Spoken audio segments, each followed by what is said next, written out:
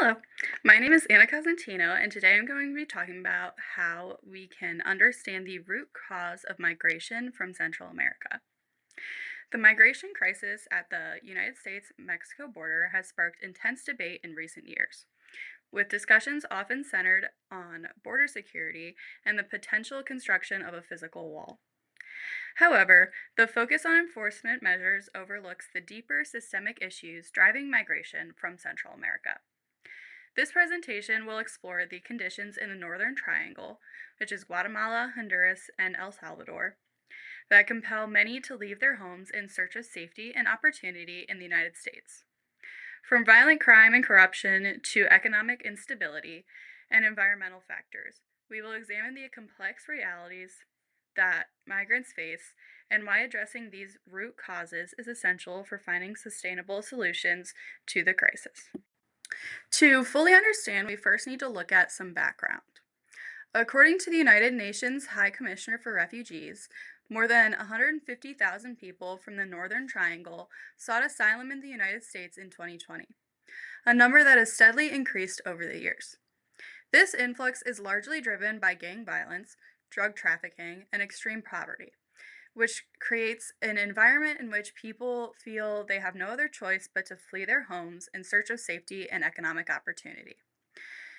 The United States Department of Homeland Security also reported that in the fiscal year 2021, over 1.7 million migrants were apprehended at the United States Mexico border, many of whom were from these countries.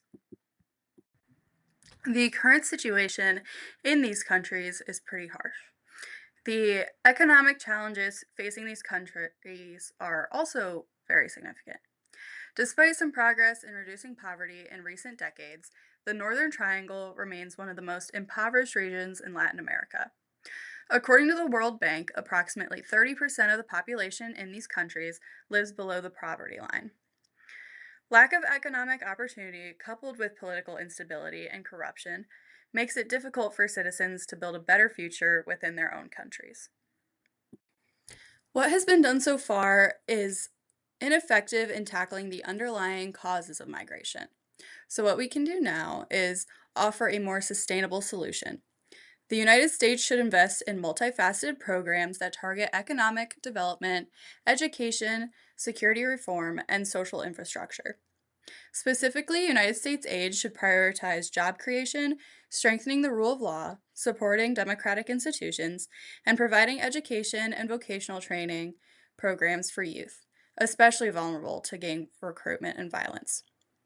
Furthermore, the United States can help these nations with targeted assistance in improving healthcare and reducing corruption through transparent government governance initiatives.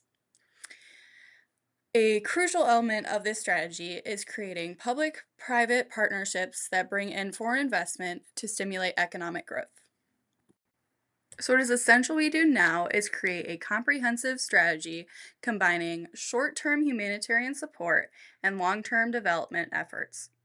The United States has a vested interest in fostering stability in its neighboring countries, not just to reduce immigration pressures, but also to promote regional security and economic growth. United States policy should be flexible, responsive, and committed to long term partnerships with Central American nations to address these complex challenges. Thank you.